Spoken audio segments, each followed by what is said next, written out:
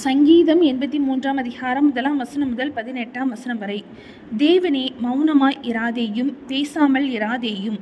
தேவனே, சும்மா இராதேயும். இதோ உம்முடைய சத்துருக்கள் கொந்தளித்து உம்முடைய பகைஞர் தலையடிக்கிறார்கள். உமது ஜனத்துக்கு விரோதமாக உபாய தந்திரங்களை யோசித்து உமது மறைவில் இருக்கிறவர்களுக்கு விரோதமாக ஆலோசனை பண்ணுகிறார்கள்.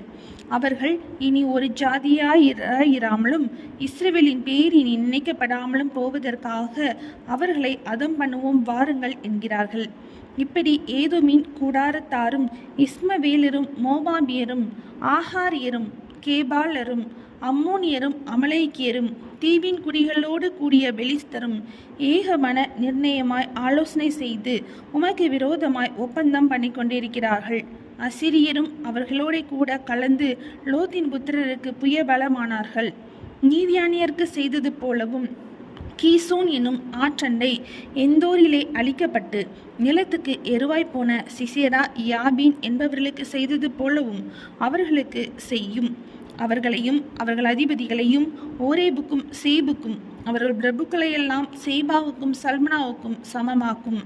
தேவனுடைய வாசஸ்தலங்களை எங்களுக்கு சுதந்திரமாக நாங்கள் கட்டிக்கொள்ளுவோம் என்று சொல்லுகிறார்களே.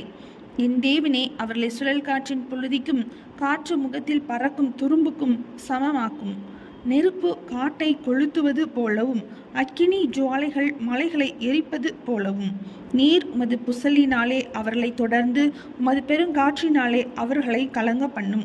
கர்த்தாவே, அவர்கள் உமது நாமத்தை தேடும்படிக்கு அவர்கள் முகங்களை அவமானத்தாலே மூடும். யெகோவா என்னும் நாமத்தையுடைய தேவரீர் ஒருவரே பூமி அனைத்தின் மேலும் உன்னதமானவர் என்று மனுஷர் உணரும்படி அவர்கள் என்றைக்கும் வெட்கி கலங்கி நாணமடைந்து அழிந்து போவார்களாக. சங்கீதம் 83 அதிகாரம் முடிந்தது.